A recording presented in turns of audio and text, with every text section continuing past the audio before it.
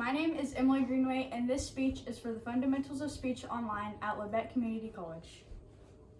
Today, I'm going to give you a speech/demonstration on how to tie-dye a t-shirt. First thing you're going to do is get all of your materials. At Walmart, you can purchase a tie-dye kit, and it will come with gloves, tie-dye, rubber bands, and then you're going to need a t-shirt, white or a light colored t-shirt, and water to mix in with your dye. For the dye, all you have to do is add water in the kits.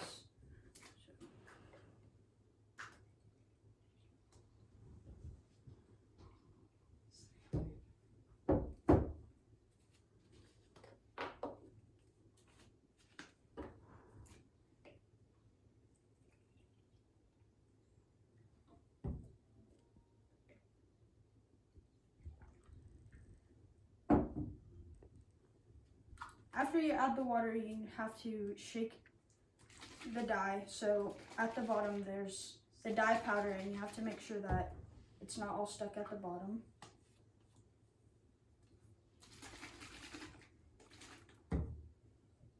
Also, before you start tie-dyeing your shirt, you can either wet it down or keep it dry. Usually wetting it down makes it easier to tie-dye because the dye will soak in better. So after you get your dye ready, you're gonna want to choose the design.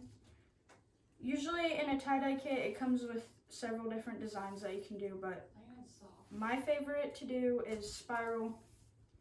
So you just twist the shirt in the middle, or really anywhere, and bring it all together. This is where the rubber bands come into play.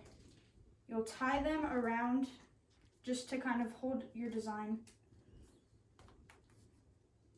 It really doesn't have to be perfect. It'll turn out fine either way.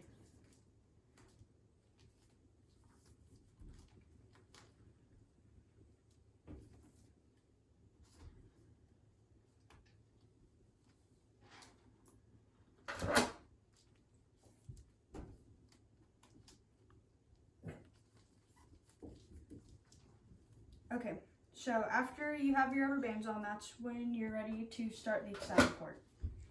So you don't have to wear gloves, but obviously if you don't, your hands are going to get dyed and it comes off, but not just washing off.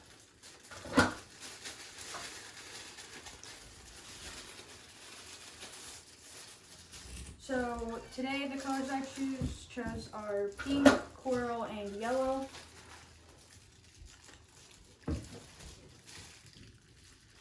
So whenever you're dyeing it, you can basically just add however much you feel like adding to it. And just each section you can add your color and from across.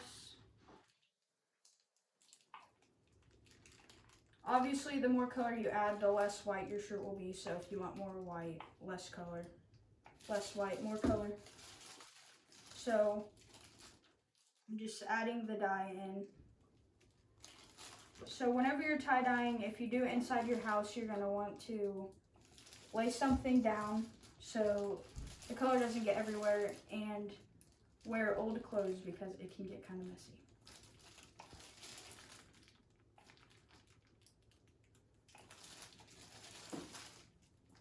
So now that I completed that side, just flip it over and you can do the other side. You really just add the colors however you want. There's no certain way to do it.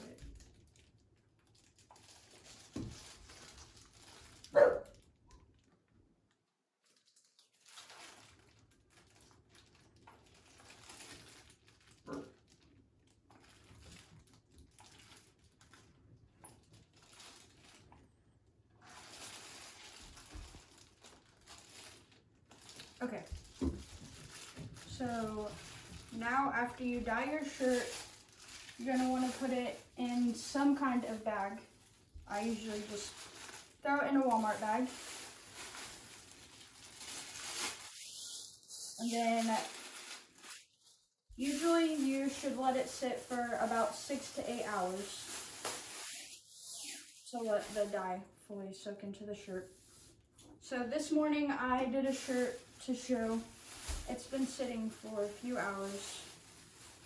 So once you get done dyeing your shirt, you'll remove the rubber bands.